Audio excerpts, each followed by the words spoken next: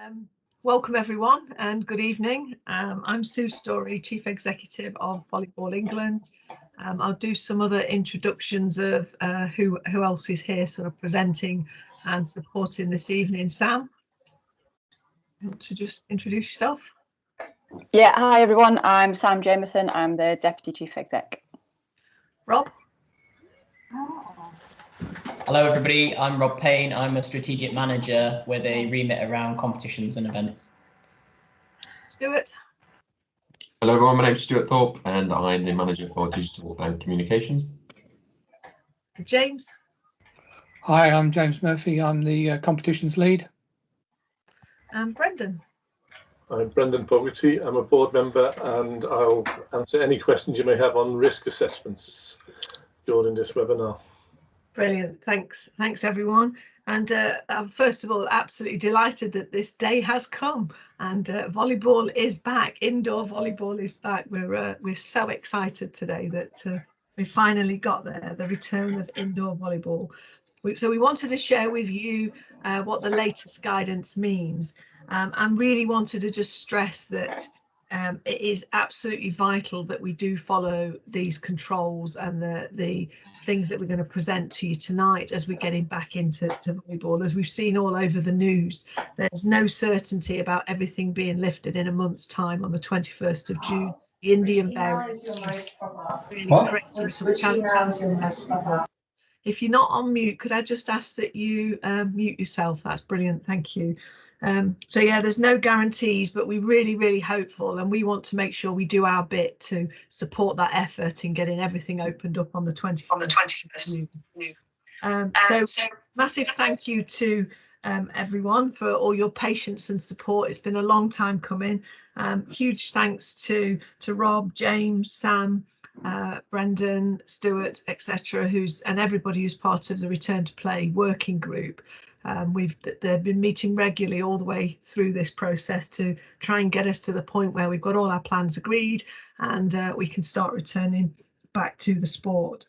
So it feels like we're one step away, but as I say, we've still got some work to do. So the key is that we absolutely work together this and try and get to where we need to get to, and hope that the sport of volleyball is not contributing to any problems that might be happening across the country.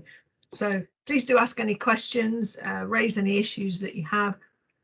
We'll pass things on. If you've got any concerns, we can pass it on to Sport England or to government at DCMS. So this is your opportunity to clarify things and to ask questions. So I'll hand you over to Rob to start off the webinar. Thank you.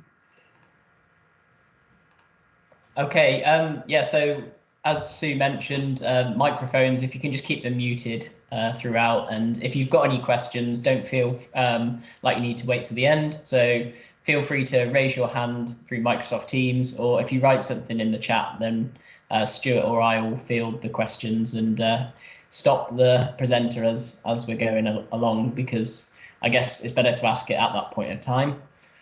This is a opportunity, a two-way conversation between us and you. Obviously, we're going to hopefully bring a bit of extra knowledge on top of the information that's already been published, but there's always grey areas, there's always intricacies, and we'll do our best to try and support you along the way, because as you'll probably find out, the government guidance isn't very 100%, it has to be done this way. So we've tried to define things and create a line for things, but yeah, you'll probably find out that it's not quite as straightforward as first looked. And then finally, Stuart mentioned that things are being recorded. So for the people that have just arrived, this will be shared on YouTube for the people that couldn't make it before. So I'll pass over to our expert, James.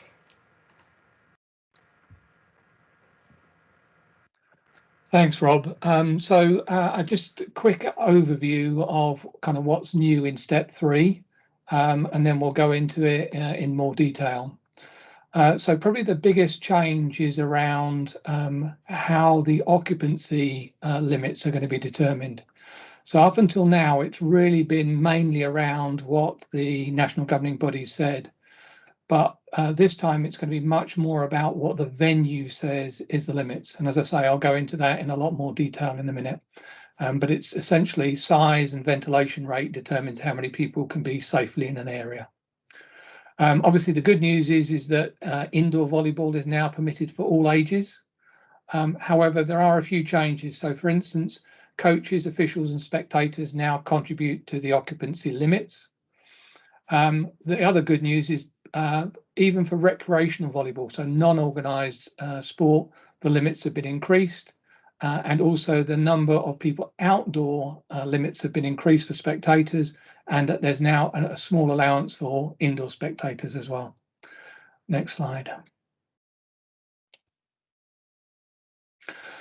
Just a reminder around the hierarchy. So the government guidance and risk assessments come at the top, then the venue risk assessment, then the Volleyball England guidance and risk assessment, and finally your own club risk assessments. And it's really important you remember that hierarchy and follow those down the path to make sure that you're operating within the overall limits. Next slide. Okay, so let's talk about how the occupancy of a hall will be determined. So essentially, the government guidance says that you can have one person per 100 square foot, but it also is limited by the amount of ventilation. And that ventilation is something that obviously can be increased by a venue by either mechanical means or by opening doors. But those things together will give you an overall venue capacity. So you can't just look at one of them on their own. So for instance, you look at a venue and say it's a really big space, we should have no problems with limits. If it has poor ventilation, then that limit will be significantly reduced. Next slide. Okay, so just breaking those two things down into separate things. And I must stress that these numbers are very indicative. By that, I mean, do not try and quote these back at a venue and expect them to accept them. These are just literally using the basic mechanics of measuring an area and then working out how many square foot that area covers, and therefore how many people can sit in that 100 square foot. It is not the same as what the venue will likely tell you is the answer. But if I just think about it, we tried to give you some ideas to give you a sense of what sort of thing the venue might say. So if I look at the right-hand side and look at the sports hall, we've tried to do it in ways that make sense in terms of how sports halls are typically laid out. So typically they're laid out and filled with badminton courts, and hence we've used badminton courts as a proxy for area. But if I just go back to the left-hand side and think about the volleyball sports hall and the court, that red column, one court, that's 9 meters by 18 meters. Got somebody saying they can't see the slides. Is that everybody or is that just one person? I can see it on my screen. If you are having trouble there, Bev, and if it is just yourself, really would encourage you to watch the recording back, because it will be available tomorrow. If you can't see it at the moment, might be worth trying to log out and then log back in. But yeah, if not, the backup, there will be a recording online tomorrow. Okay, so going back to it, so the one court that is not that's 9 by 18 meters, with actually 43 foot by 7 foot. That can't be right. Sorry, there's obviously a typo on that slide. So a one court venue, that's a volleyball court plus a little bit of free space around the outside. That works out to be about 3,000 square foot, which gives you an occupancy of about 30. If you have a much bigger hall with 4 badminton courts in it, then it gives you about 6,372 square feet, which equals 63 people, etc., etc., etc. So that's the right-hand side. If you go back to the left-hand side and then look at it in terms of bare fields of play, then you get the following. So just a bare volleyball court, 9 by 18. You can fit 17 players on that at 100 square foot per person. If it's a sitting volleyball court, unfortunately, that's a much smaller space, and you can only get 6 players on the court. Again, of course, if there's free space around the court, that does mean that you can play 6v6 on a sitting court as long as there's enough free space to meet the 100 square foot per person. And similarly, what we've done is shown you the badminton court. If you're playing on a small size court along a hall with badminton size courts, then you can either have with no tram lines, that's essentially 3 a side, and with tram lines you can have 4 a side. Okay, so that's around the sizing and the number of people that can play on that. I'll then move on to the ventilation. So the numbers must be aligned with the ventilation rates permitted by a particular venue. That's a direct quote from the government guidance. So what does that mean that you need to do? Essentially, it means you need to speak to your venue to find out the maximum capacity based on ventilation rates. Now, if they provide you with a capacity, then you must follow it. So I'll give you an example. For our club, we went to our venue and we calculated just on a pure floor space that we could have 30 people in that space. However, the venue came back to us and said, actually, when you take in ventilation into account, you can actually only have 20 people in that space. For us, that wasn't a problem. That fits with our needs. But just as an example, that's the sort of thing that they can do. If a venue doesn't come back to you with any type of guidance whatsoever, they say whatever you think's appropriate, then our recommendation would be to look at our NGB guidance that we put on the prior slide, and certainly don't exceed that. Make sure you do your risk assessment. Make sure you think about the areas on the right hand side. So for instance, if you're going to go close to the limits, make sure that you have all the doors and windows wide open so you get as much airflow as you can to minimize any aerosol transmission. Now, the points 2 and 3 really are down to the venue. If they have mechanical ventilation using fans and ducts, you can ask them if they can increase this, switch them up. And then finally, again, it's down to the venue. If they allow you to use the changing facilities, they really need to make sure that ventilation is as well ventilated as absolutely possible. Okay, so they're the 2 big things that is going to determine your occupancy in the hall. Next slide. Just a reminder, so we've talked about the government guidelines, we've talked about the venue guidelines, and now we're going to move on to the NGB guidelines. In the NGB guidelines, it's really important that you have to follow our guidelines, and I'm going to go into those again in a bit more detail. But to be considered as organised sport, it must follow the following things. It either must be organised by a club affiliated to Volleyball England.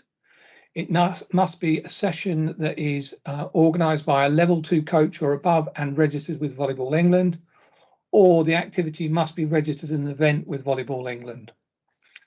Next slide.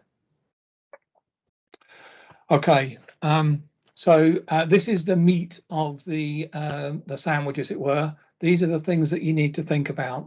So first of all, prior to the volleyball activity, it's really critical that you read through the government guidance and follow the most current guidance, and that was published yesterday. And as we sort of mentioned, you really must talk to your venue to understand all of the things that are required. So, interesting slide. In terms of the government guidance that's really important around here, there are a few changes that have come in.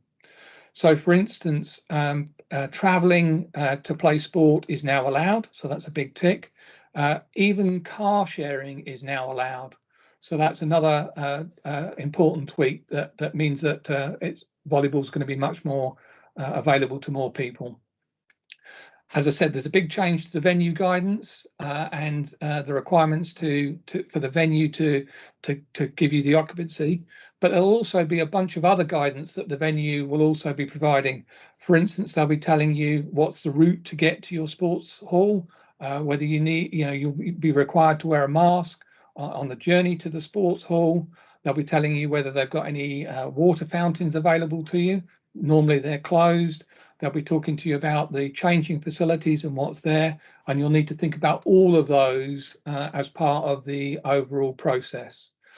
You also need to think about some of the checklists that you'll need your players to go to. So, for instance, they'll need to do the checklist for symptoms. So that's temperature, new continuous cough, lack of sense of smell or taste. If they have any of those symptoms, they should not travel to the venue. So the next bit is for the organizer and venue. Again, it's really about making sure that you make sure that the volleyballs are all cleaned between sessions. And very importantly, it's really important that you've done your risk assessment and that you get all of your players to opt in to the residual risk that remains after all the mitigations that are in place. At each event, you need a COVID officer, and that COVID officer needs to be one for each field of play so that they can focus on what's happening in that particular field of play and make sure all of the guidance is followed. You need to follow all of the venue-specific guidance, so there may be a route in that you have to go, which is different to the route out. You need to pay really close attention to those and make sure you do it.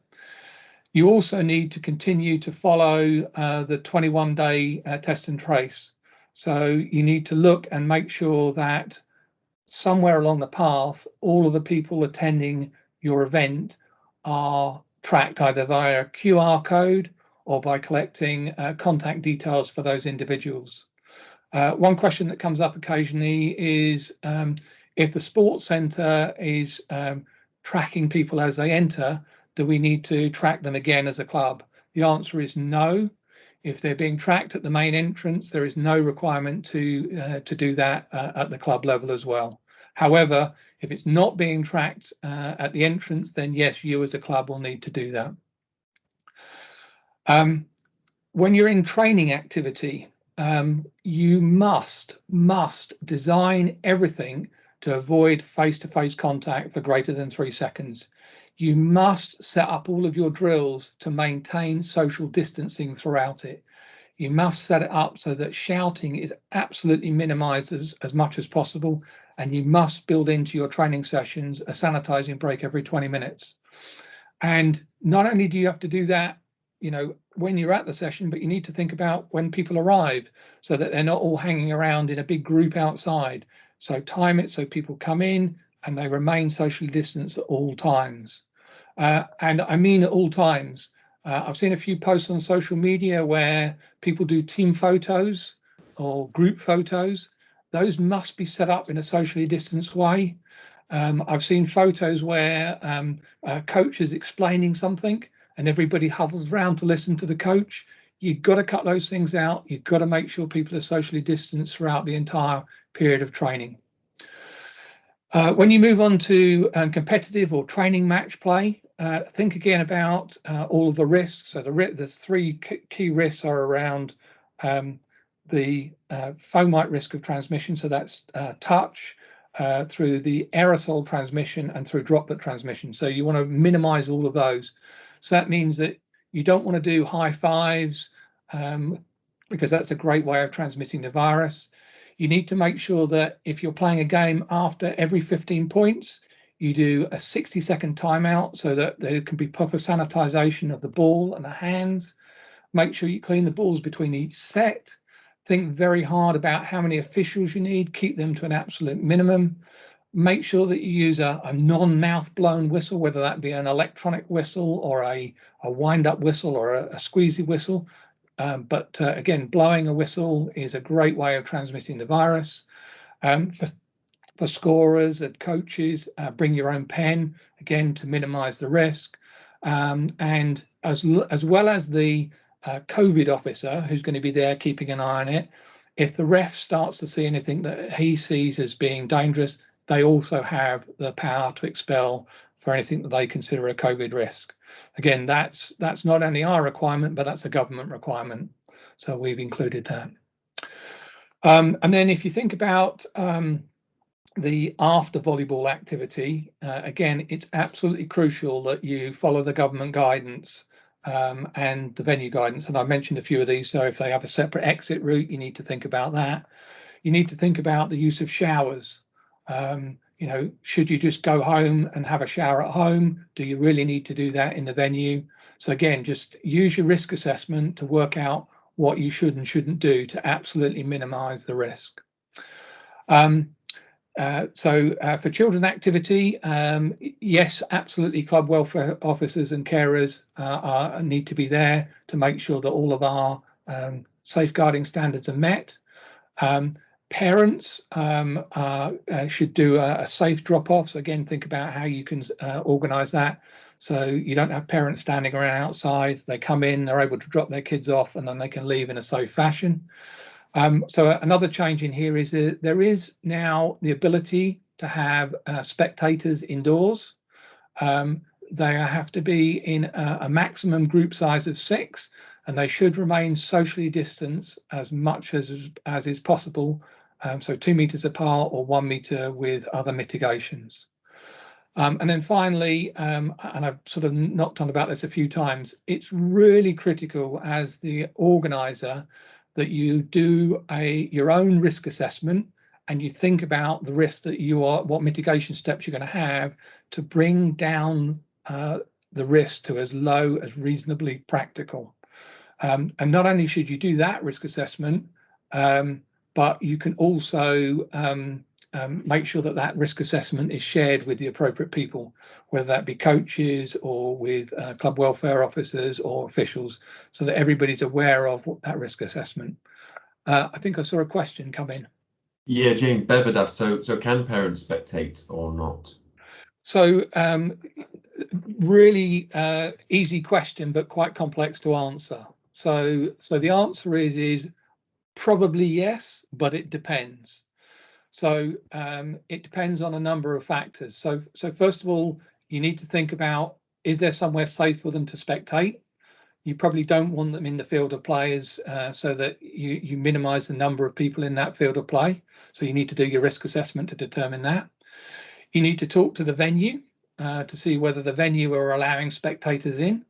And if they are allowed in, then you need to think about what the limit in terms of the number of spectators are, so that you don't breach the occupancy limit for that particular venue. And then finally, you've then got your own club risk assessment to say, how do I figure this out? So, you know, if I've got a bunch of juniors and I end up with 20 parents all coming wanting to watch, how am I going to manage that? How do I make sure that they stay socially distanced, because they can't be in more than groups of 6, and even that group of 6 needs to be socially distanced. So if there isn't a suitable space for them to spectate and be socially distanced, then you'll need to figure out how you're going to deal with all of those things. So probably yes, but you need to go through all of those processes before you get to a definitive answer of yes or no. Does that answer your question, Bev, or is there something else? I think it's worth adding as well, Bev, we've come to the conclusion for anything we're organising, we're not going to have spectators in, because trying to get people to socially distance when they're stood or sat watching children playing sport would be really difficult. And it's, you know, assuming everything does open up in the next month or so, it's almost not worth the hassle to go down that route. But if clubs' risk assessments show that they can do it and they feel they can manage it, then obviously that's your choice. Was there another question came in about what the definition of a carer is? Yeah, Bev just said, thank you for the clarification. One more, what is meant by carers?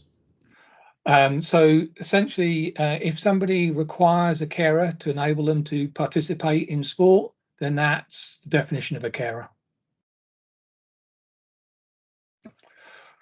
Okay, shall we move on?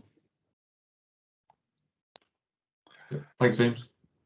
Yeah, so there's a couple of other things just to be really clear. So there are some other changes to step 2, and this is now for outdoor. I want to stress again, for outdoor. Essentially, you need to do a risk assessment to determine if and how a COVID officer could control numbers. So you're now allowed 30 people outside. That's the new limit for groups outside, is 30. Obviously, we all of the other rules remain, so they need to be 3 meters away from the court, and then you need to figure out what you can do. Now, obviously, if it's public land, then pretty much what happens outside of that area is very difficult for you to control. However, if it's on private land, you do have control over that, and you would be expected to exert that and work out how many people you think is appropriate based on your risk assessment. Next slide. So the indoor change is it's moved from no spectators indoors to groups of 6 people or 2 households. But as I said earlier, this really depends on the occupancy of the sports hall to figure out whether it's there and how you're going to control it to make sure that it stays within all of the guidelines that are out there. Next slide. There's just a question come up about 30 adults. Yeah, it is adults that that 30 refers to on outdoor spectators. So yes, it could be up to 30. Yep.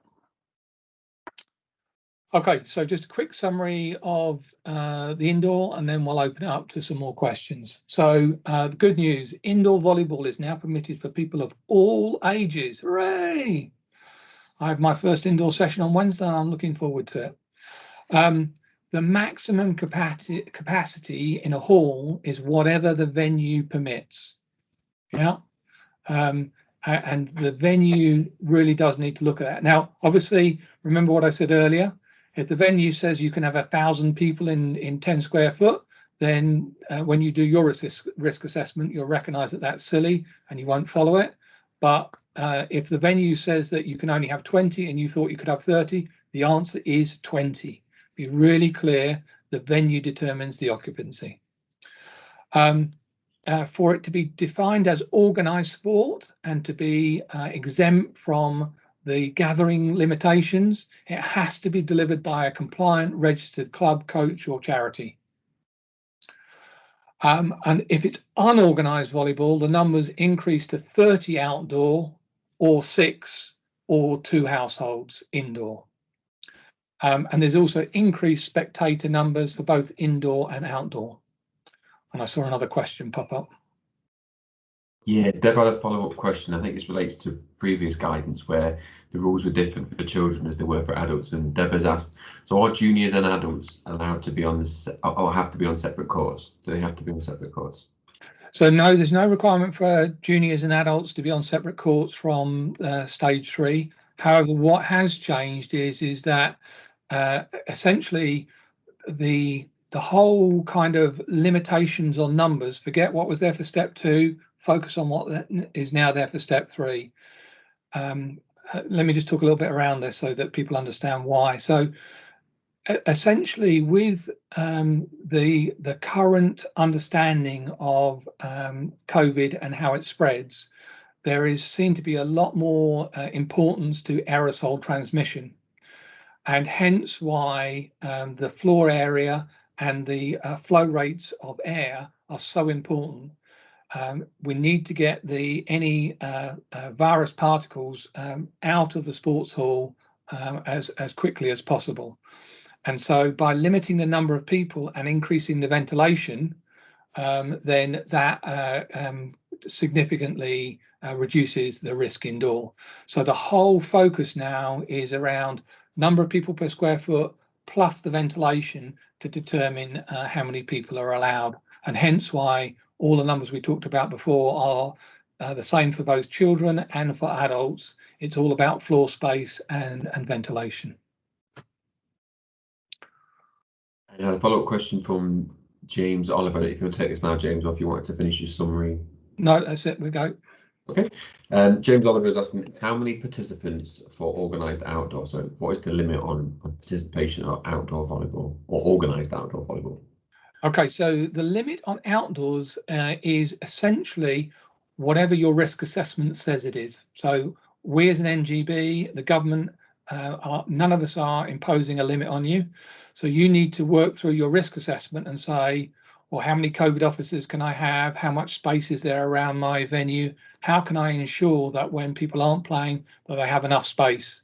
And as long as you adhere to that, then that is what determines it. Your risk assessment determines the maximum number of people that can play outside.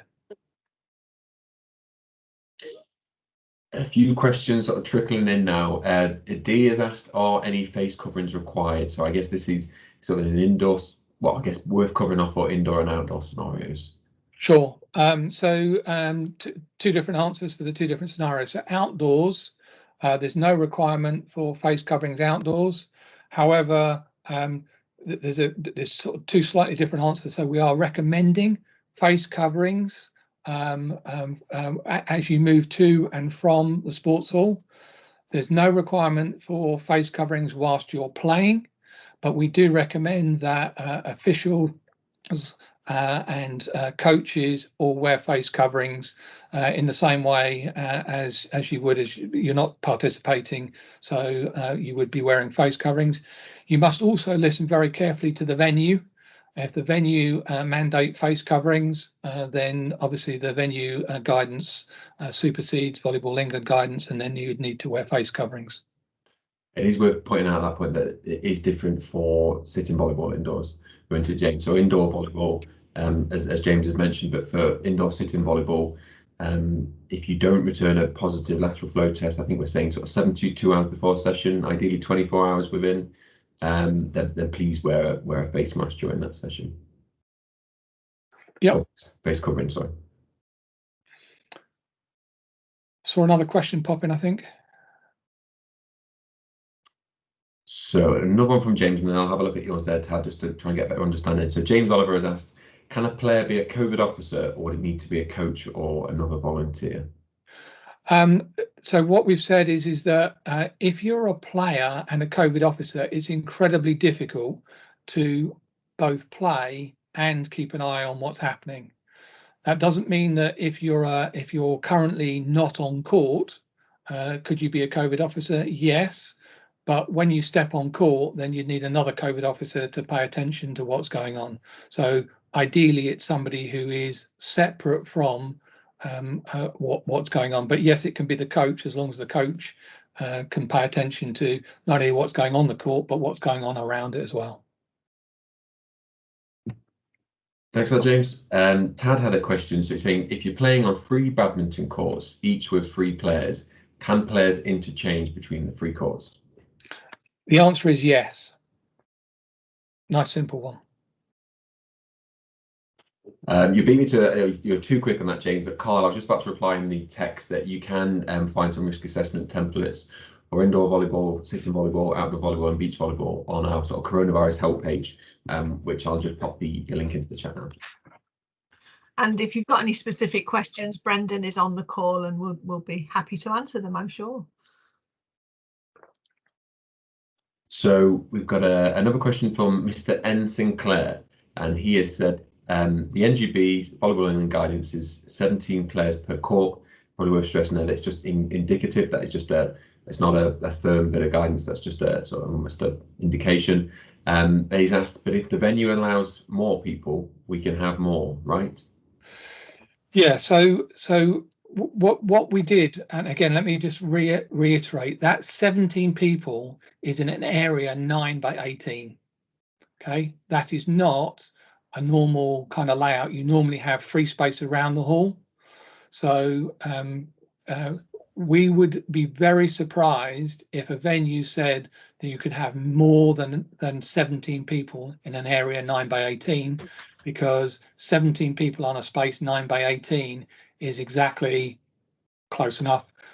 17 people is on a volleyball court is 1 person per 100 square foot. So hence why we've got that number. If you look top left on the slide that's currently being shown, that's where you get that answer from. Brilliant. I think we've covered all the questions that came in through the chat there. If you do have any more, feel free to raise your hand or say pop them in the chat like others have. James, did you cover off all your slides there? I know that was the summary one, and if we came to the end. I think that was the last slide, wasn't it? I think there was the next slide was questions. Oh, sorry, no, key dates. Apologies. Yeah, so one of the questions that quite often comes up is when are you going to review this? Well, obviously, we've got the next set of governance guidance coming out, or the next step change, step 4, which hopefully is the removal of almost all controls. Happens on Monday, the 21st of June. So we will give you our normal countdown to that with the various updates beforehand. However, as those of you who are paying close attention will have seen that with the current Indian variant and R rate increasing, what looked like a slam dunk last week, now there is some doubt about it. So, but we will give you an update when we know more around the middle of June. And I think it's just worth clarifying on that the reason those dates are so close to the date is that we simply don't find out the information before. The government say they will not make any decisions until at least 1 week before. So the Monday before the 21st, which will be the 14th, is the date that they will make their decisions. So we're having our return to play working group meeting on the 16th, hoping that we'll have had that clarification from government by then. We might not, and we'll get communication out by the end of the week. So the earliest we could really run a webinar is the Monday of the date of when the changes take effect, the same as happened this time. They leave it till absolutely the last minute, which is the right thing to do, because then they've got the very latest information to make those decisions. They wouldn't want to issue guidance and then have to change it a few days before, but it does make it very, very tight for all of us to get that information, clarify what it means, get that out to yourselves, and then run a webinar to clarify any questions you may have. Yeah, if you look at the latest DCMS guidance, it was issued yesterday. I mean, it really is lastminute.com, and we have to run around trying to make sure we're giving you the right information. Brendan, do you want to add anything about risk assessments as that topic has come up? No, just the risk assessments that we've got on the website are very good now. We've got lots of they've progressed and advanced over the last 12 months, haven't they, really? So for use of the clubs, they're a really good guide to use them. You can just use them and make them specific to your own club and venue, rather than reinvent the wheel and doing something different. Brilliant, and thank you for all the help you've given us on that, Brendan. I can see there's another question come in. Yeah, there was a follow-up question, James. It was from Mr. Sinclair again. And he said, thanks for clarifying. If we have 2 courts of 15 players on each court, are they separate bubbles or can they mix? Yeah, so again, a great question. And the answer is depends on your risk assessment. You need to look at that. If you think every time you have mixing going on, potentially one player in that group may have COVID, and the more mixing you do, the higher the probability that that person is moving around groups and more likely to pass on COVID. So you need to look really, really carefully and make your own risk assessment as to whether you think that's the right thing to do to mix it up. There's nothing in our guidance that prevents you from doing it. It really falls on your shoulders to do that risk assessment and to see what's going on. You know, if you're and you need to do this dynamically, right? So, you know, if you'd asked me last week, I would have said, you know, you can look up the stats for your area and look at the incidence of COVID per 1,000 people or 100,000 people and discover it's next to 0. And then you'd probably say, well, that's fine, I'm quite happy to do it. If you look next week and the answer is it's 100 times higher, you may well be saying to yourself, yeah, you know what, we're not going to allow that mixing because the infection rate's going up and it's not a smart thing to do this week. So we had another question in from D on the sort of capacity limits and the numbers on a court. So D said, so you could have 17 people on a 9 by 18 meter area. Can you have more people around that area? For example, if the venue says 30 people around the whole sports hall, I guess you have 17 on your court and 13 around. Yeah, so absolutely. You know, so again, using that as a classic example, the What the government have stated on their calculation is it's 1 person per 100 square foot. So if you work out the area, then the maximum a venue is going to allow you is 1 person per 100 square foot. If you look at a typical volleyball court with a 2 meters boundary around the outside of it, 2 meters of free space all around it, that turns out to be that you can get 30 people on a field of play. So court plus the 2 meter free zone. But that's the maximum that we would recommend that you squeeze into that kind of space. And it is dependent on the venue saying, yes, we've got the airflow to support that. Thanks, James. I think we've covered all the questions. I can't see any hands up or any unanswered questions.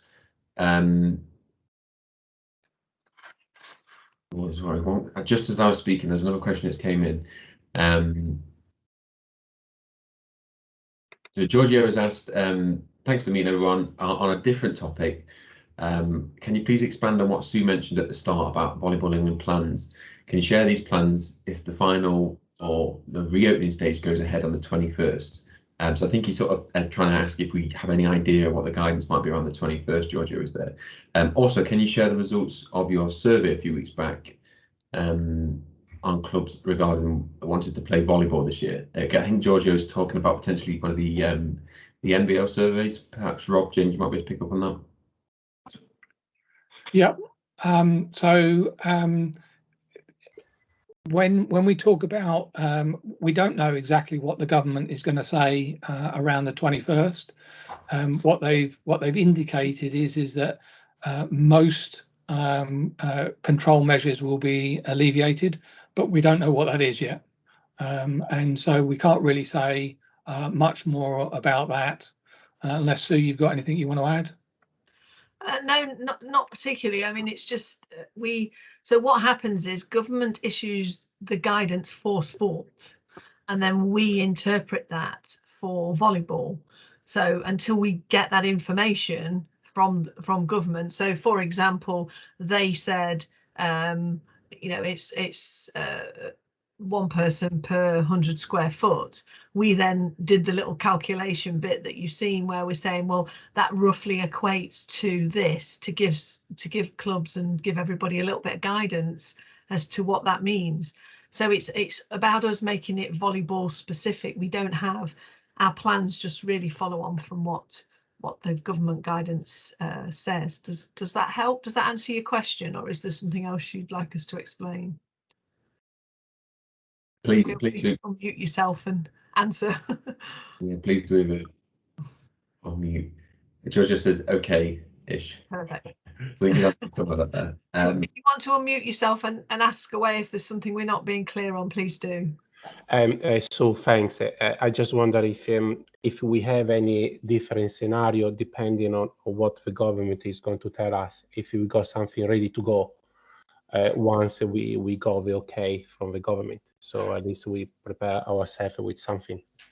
Are you talking about NVL, or are you talking about indoor? What's yes, the NVL. Okay, yeah. So yes, on the NVL front, I'm just wondering if we do this. Not everybody on the calls here involved with NVL, so I don't want to take up everybody's time. But quickly, yes, we have a plan. But it very much depends on your second question, which is how many people want to come back and play. The results of that survey was in many ways very positive. So the vast majority of people said that they did want to play and re-enter the league. However, a lot of those people also said that they either had a problem with their venue, or they didn't know about their venue, or they had an issue with players and the availability of players. So there's still a lot of work to do to go from the intent of wanting to come back to the physical ability to do so. So we're working on that as we speak to look at that and make sure that we're ready. But the default position, just so we're all clear, the default position is yes, the NVL starts on time next season, and the league structure will be as we published for the start of the season that never was. Thanks, James. The couple of us there that I've seen have come in as we're going along. Andrew's asking about slides being available to sort of feed down from the county associations, and we can certainly make them available. Andrew will probably have them as a link on the YouTube recording, so they're sort of nicely packaged together. And there was another question from D. Are juniors still have to play in 15-player bubbles? So the answer is as I said before, so forget the guidance for phase 2 and look at the guidance for phase 3. So it's no longer a requirement to do the bubbles of 15. It's really driven by the venue capacity and your risk assessment to figure out what's the best way to group people up to play. Brilliant, thanks, James. And then there's just one last comment in the chat, just thanking you for the webinar. So thanks for your feedback there, James. So unless there's any other questions, I think it kind of brings us to a close into this section. Well, thank you everybody for joining us this evening, and I'm pleased to hear, well, certainly one comment that says that it's been useful, and I hope everybody else has found it useful as well. We really want to try and work with you to clarify what some of these complicated things mean. And if you haven't got all the answers tonight, please do drop us an email on info@volleyballengland.org, and we will answer any questions that you may have. We can certainly pass it on to our resident experts of James and Brendan if we can't answer them ourselves. So thank you so much for joining us, and enjoy your time back on court. It's fantastic to be able to say that after all this time. So have a fab evening, and I look forward to seeing lots and lots of pictures all over social media of socially distanced people playing volleyball. So thank you very much. Good evening, everyone.